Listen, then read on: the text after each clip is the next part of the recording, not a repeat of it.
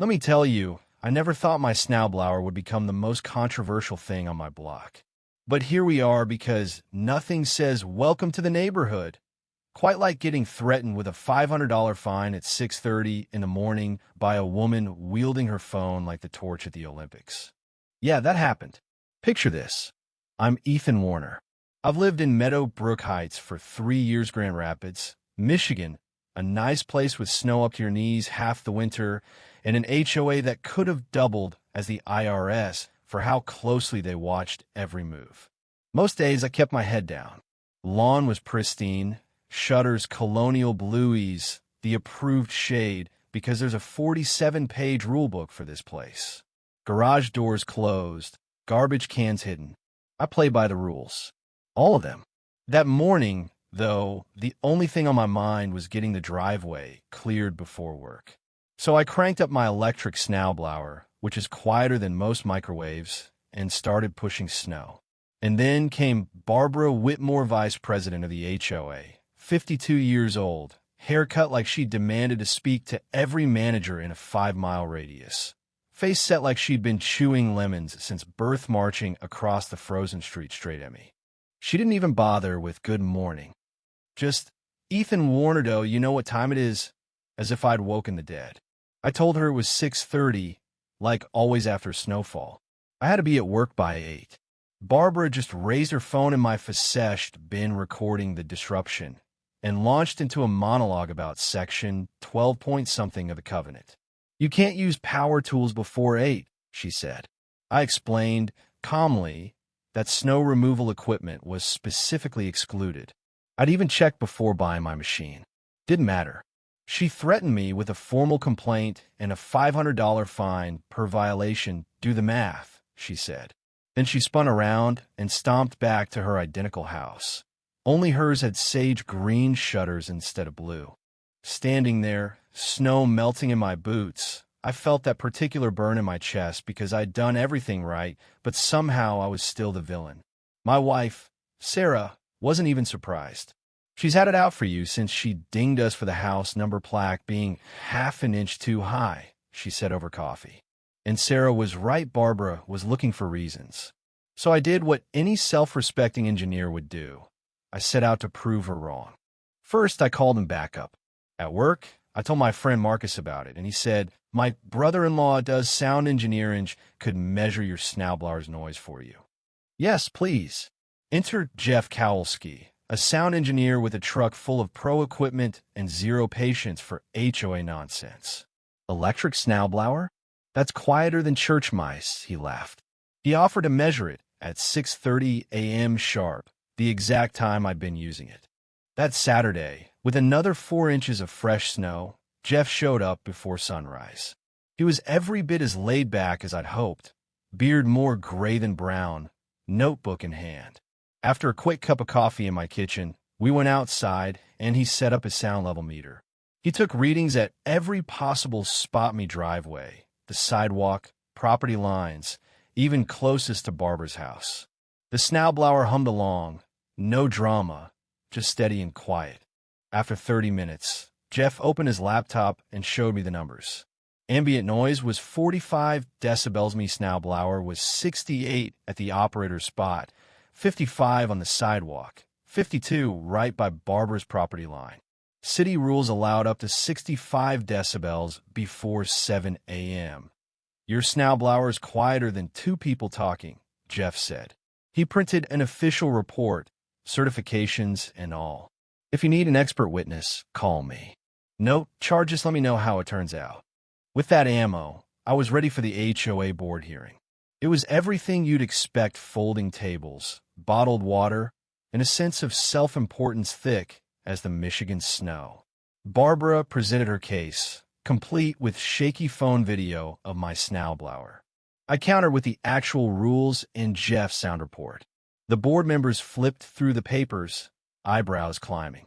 52 decibels, the treasurer said. My lawnmower's louder than that. The secretary agreed snowblowers were specifically allowed in the covenant. Barbara was furious.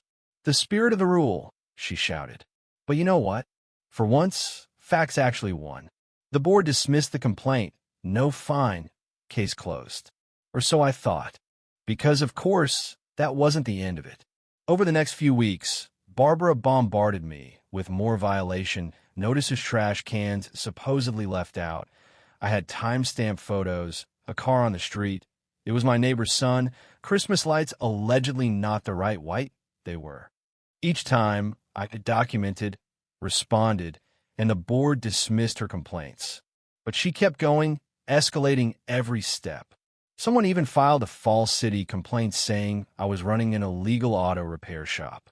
The inspector, embarrassed, found nothing but the usual junk in my garage and told me, "You should start documenting this." It started to look like harassment. So that's what I did to every notice, every interaction, every minute. I called Jeff for advice, and he said, build a timeline, keep records, don't let her get away with it. And honestly, there were nights when Sarah and I talked seriously about moving.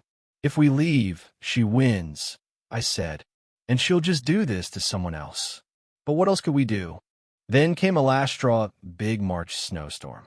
I'm out early clearing the driveway, and here comes Barbara again, this time dragging her husband Donald along. She started screaming about blatant disregard, swearing she'd get me thrown out. I told her the board already ruled in my favor. I don't care, she said. She pulled out her phone and called the police, claiming I was operating dangerous equipment and threatening residents. I just stood there stunned. Donald, poor guy, looked like he wanted to disappear into the snow. When the cops showed up, half the block was outside Tom and Jennifer Park, the Hendersons, all watching. Barbara started her performance, claiming I'd threatened her. But my neighbor stepped in.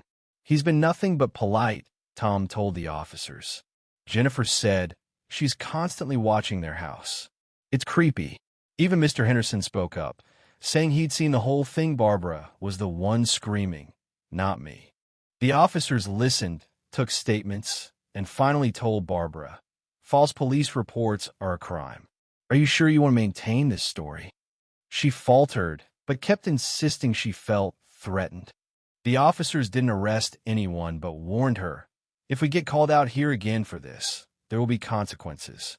After they left, my neighbors gathered in my driveway, and for the first time, everyone started talking about how Barbara had made life miserable for years.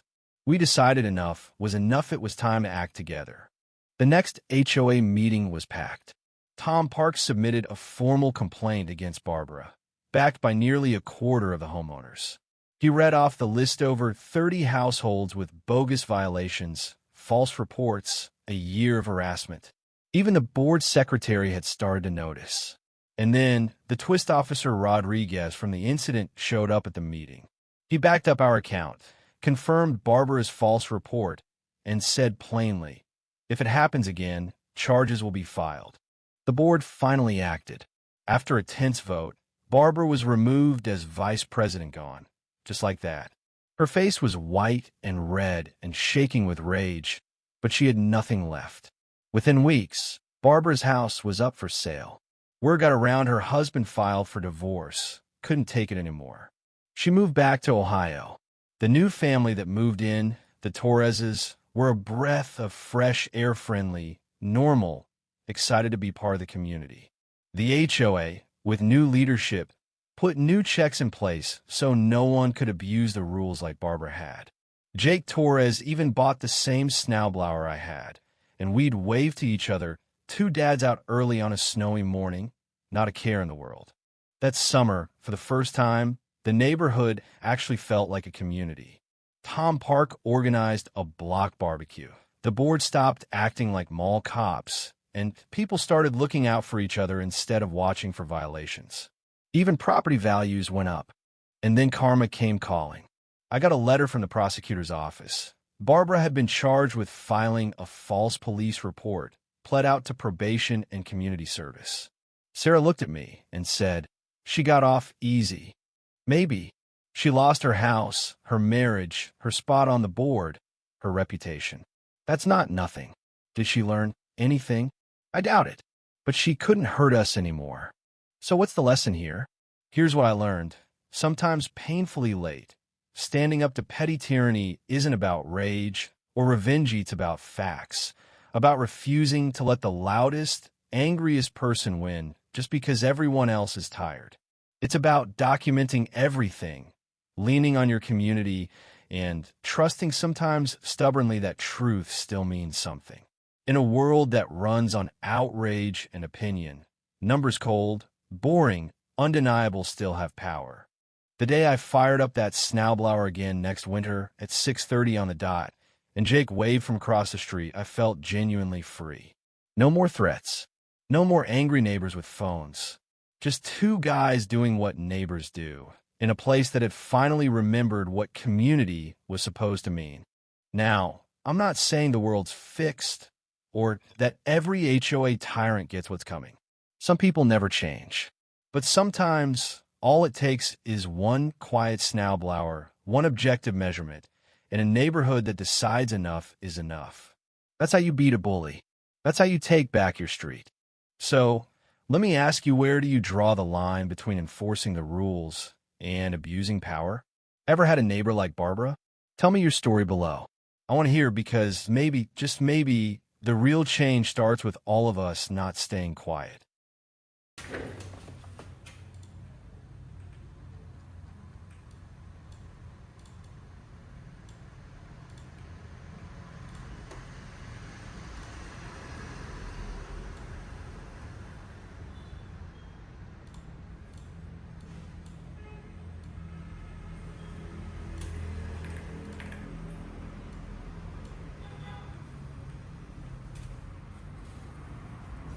Cảm ơn tất cả các bạn đã xem video.